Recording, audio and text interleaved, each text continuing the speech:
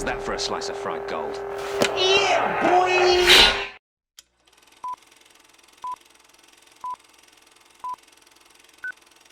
Hello everyone and welcome back to another video on the channel. This is going to be my review for The Mandalorian Season 2 Episode 8 Chapter 16 called The Rescue. That's right, we're going to get into full spoilers for this entire episode, and this is the finale for my series as well. This is going to be the last Mandalorian video I make for an entire year, which is very, very upsetting, but we got one hell of a season this year, and my gosh, I cannot wait to talk about all the spoilers, everything that happened in this episode. But since this is going to be the last Mandalorian video on my channel for quite a while, what do you guys want to see from my channel? Because obviously we're not getting too many movies. I will have reviews out for Wonder Woman in 1984 and Soul, of course, on Christmas Day, so stay tuned for that, or probably the day after Christmas. I want to, actually spend some of Christmas celebrating, so subscribe to the channel for all that. But let's just jump right into this video because my gosh, there's a lot to talk about. So let's just jump into this. And first of all, I want to praise Ludwig Göransson for a second here because my God, he is such a great composer. He's slowly becoming one of my favorite composers. Of course, he did Tenet earlier this year, which was amazing. But of course, he won his Oscar for Black Panther, and I first heard him in Creed.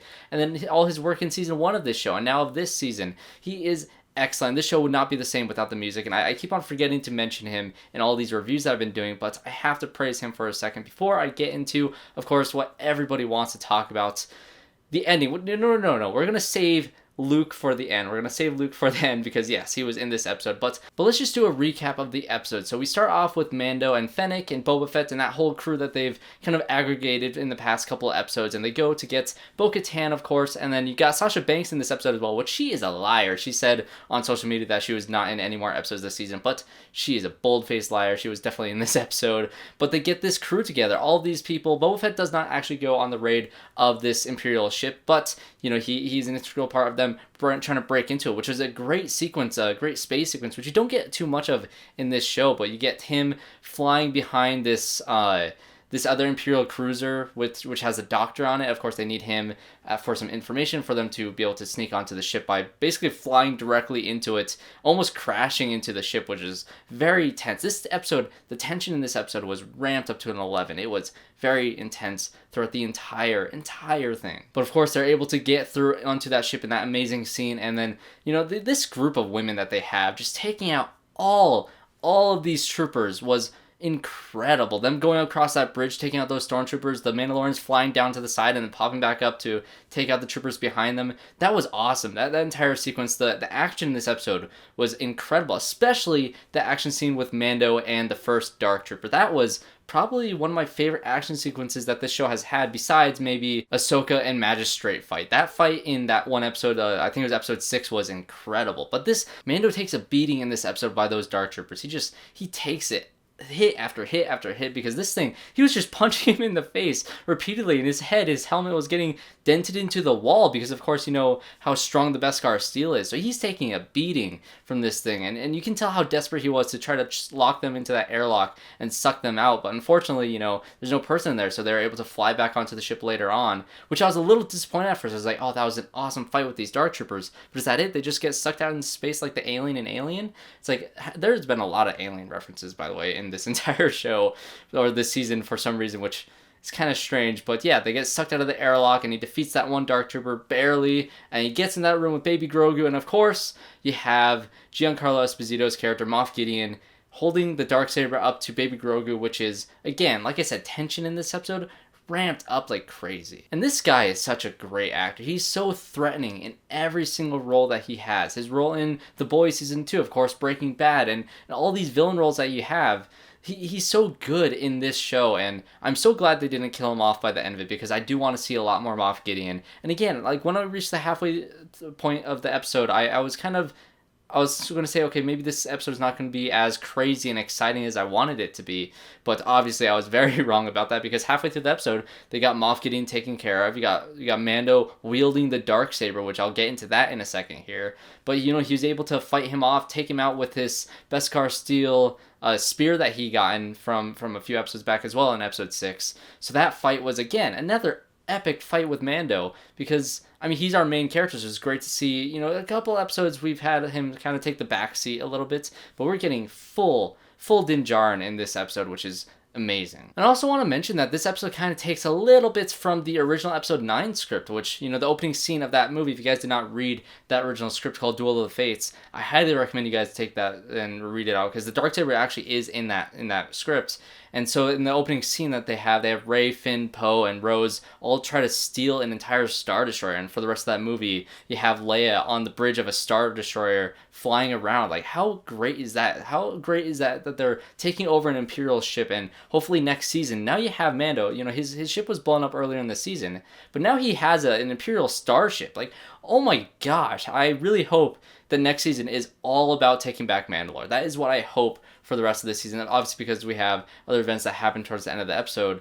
But that is what I want from next season, because I mean, they took over a Star Destroyer. Are you kidding me? I want to see that thing, them wielding it, going into battle, going to Mandalore with that thing. How insane would that be? But of course, the episode's not over yet. You think it's all over, you know, things are all kind of resolved. You got Mando with baby Grogu back together again. You have Bo-Katan got her ship, but then you have the issue with the Darksaber, which kind of reminded me of the Elder Wand in Harry Potter, where I guess you have to defeat the person in combat in order to have possession over the Darksaber. And I don't know if it's a direct thing where literally she can't wield it, like it won't work for her if she doesn't win the Darksaber. Has that always been a thing, or is it more of an honor thing where she won't take it because she has a sort of possession over, like, I won't be the true leader if I have not, you know, gotten this Darksaber with honor. Maybe it's just an honor thing, I'm not sure, which, you know, all these Mandalorians have different layers of coding between each other. Like, of course, you have Din Djarin at the beginning of the show,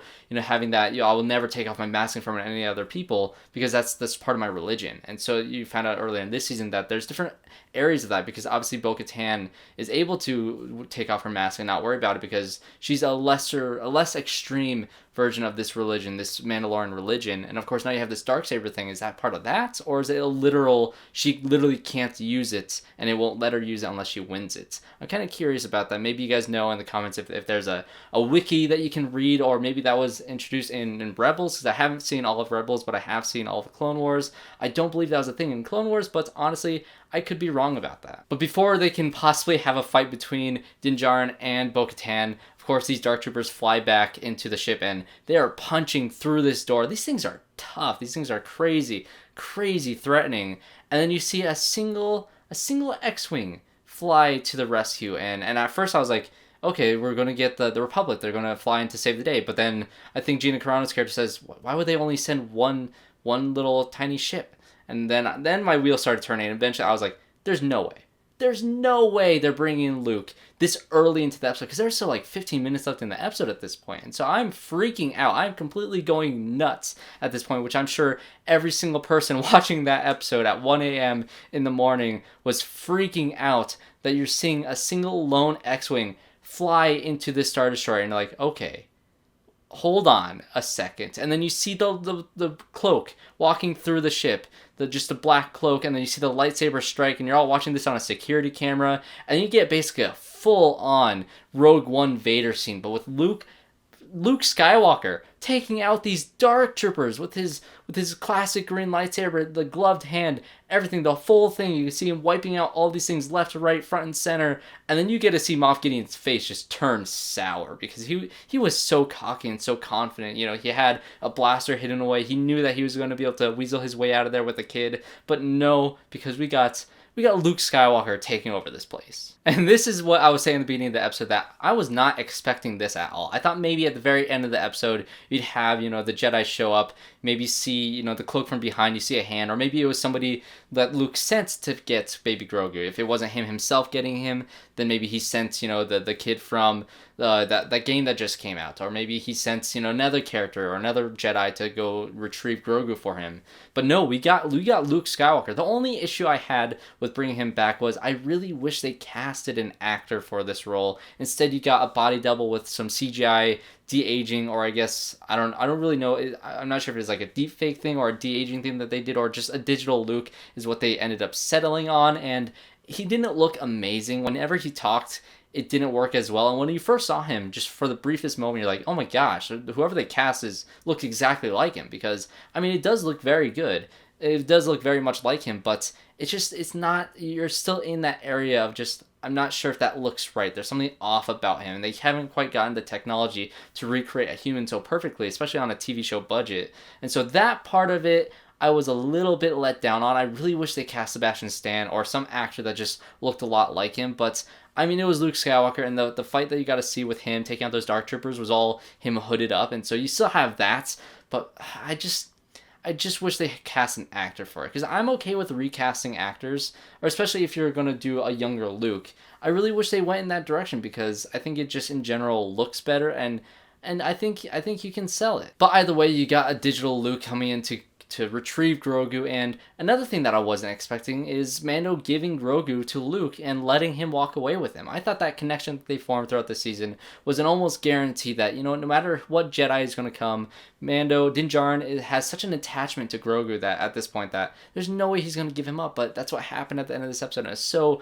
heartbreaking. Again, the music, the score, everything about it was just so, it was crushing, and you get to see Luke walk away with baby Grogu, and that's it for Mando and Grogu. It's very, very surprising for me, because I really thought that they were going to stick together for the entirety of this show. And I said earlier in my reviews, you can go back, I said, at one point I said, okay, maybe he will let him go. I think it was after the Bo-Katan episode, because if they were going to go into this show, because it's called The Mandalorian, let's get some Mandalorian stuff, less Jedi stuff, and see him, Bo-Katan, and all these Mandalorians try to take over Mandalore. I said that in the third episode, and that's not what I want to see. I very much want to see them try to reclaim the throne of Mandalore. If there's going to be tension between him and Bo-Katan, what are they going to do with Moff Gideon? Is Moff Gideon just going to go to jail and that's it for that storyline? Are we going to see anything else with that cloning technology, or that cloning thing that we saw that was possibly pointing towards Snoke? I don't think we're going to see any more of that in this show, which I guess doesn't surprise me too much. Maybe you can see Moff Gideon pop up in the Rangers of the Republic show. Maybe that's where you can see him come back again. But I think in terms of the Mandalorian, that honestly might be it. And he says that I will see you again. He says that to Grogu before he hands him over, and yeah, that might be it for them. I really hope that they get one more encounter, at least in this series. I don't expect next season, honestly, to have any Grogu. I think this show very much could work without him, obviously, because you got a great character. The character of Din Djarin went through such an arc throughout the season, which I thought was so great of him, breaking down his belief system, how dedicated he was to being a foundling, to being part of this, essentially what we found out was a cult from Mandalore that took everything so seriously. And then you got the great Bill Burr episode, last episode, where you really got to see that really fall apart from him, and he took off his mask in front of Bill Burr and all those people, and now he took it off in front of Grogu, of course, and then everybody else who was on that bridge, including Luke and Bo-Katan and all of them. And so he really grew as a character so much in this season, and it's just very sad that he's going to have to let his kid go.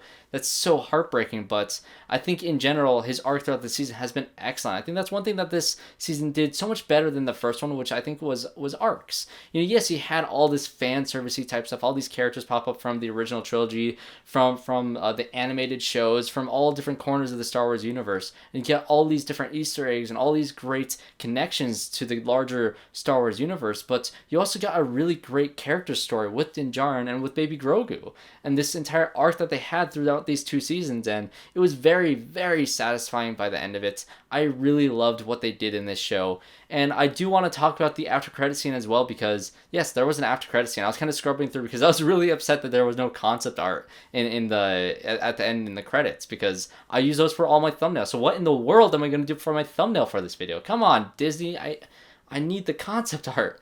Maybe I'll do something from last week, but yeah, guys, the after credit scene happens. You get to see Jabba's palace, and you get to see Boba Fett go in, and there's a McClunky reference in the after credit scene with this guy who was in Return of the Jedi. I guess he's the one who led Luke through to meet Jabba, and that guy is now on the throne, and he's kind of running things. But of course, you get Fennec running in and taking all these people out, and Boba Fett comes in and shoots the guy right in the face after he says McClunky. It's fantastic.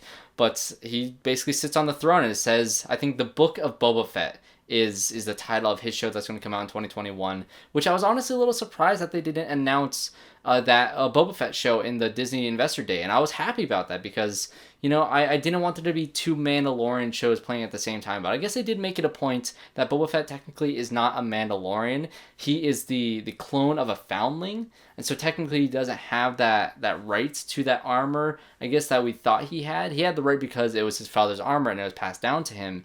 But, you know, you had Sasha Banks' character and Bo-Katan have issue with that and call him kind of a fraud. And so I guess that's where he's kind of different and going on his own path. So maybe it won't be necessarily a Mandalorian show. He won't be on the Siege of Mandalore next season, hopefully, in The Mandalorian.